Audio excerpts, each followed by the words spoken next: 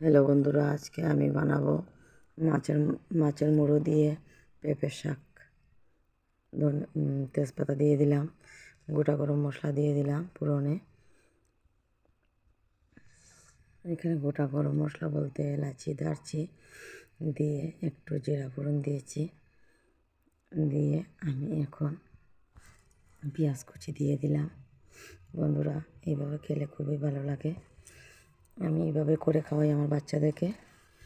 আমার 2 মেয়ে আছে, ওরা বানিয়ে দিলে খুব স্বাদ করে খায়। খুব ভালো, কিন্তু পেটের জন্য খুব ভালো পেঁপে খাওয়া।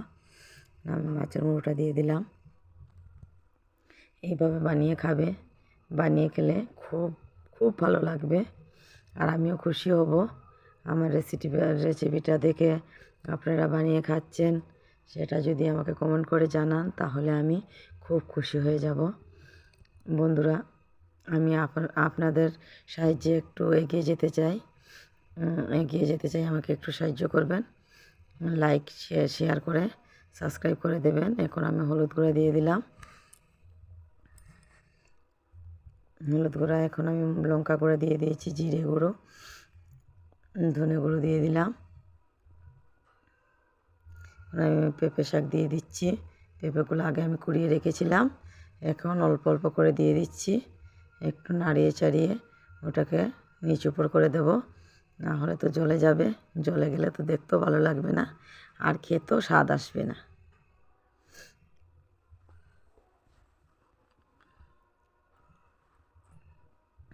বন্ধুরা, আমার কিচেনে সবাই স্বাগতম। পেঁপেগুলো দিতেই আছি, অনেকটা পেঁপে আছে এখানে। আমাদের ফ্যামিলি অনেক বড়, তাই অল্প করে কিছু করলে হয় না, একটু বেশি করে করতে হয়। তাই একটু বেশি করেই করেছি, রেখে দিয়েছি। একটু লবণ দিয়ে দিলাম, লবণ দিয়ে একটু নেড়ে নেব। একটু একটু ভুলসুল হয়ে যায়। এখন আলু ভাজা করে রেখেছিলাম আগে, আলুগুলা দিয়ে দিলাম। পেঁপে শাকটাও আমার কমে এসছে, একটু এখন উল্টো পাল্টো করে দেব।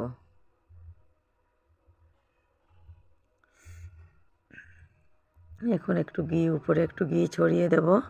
ঘির সাথে একটু গরম মশলা দিয়ে দেব।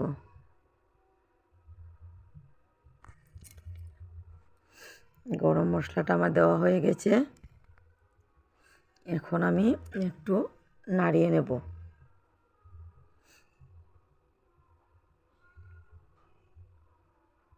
এই যে কয়েকটা ভিডিও ছেড়েছি, আমাকে লাইক করেছেন, শেয়ার করেছেন, টুকিটাকি কমেন্টও করেছেন আমাকে, আমার খুব ভালো লেগেছে।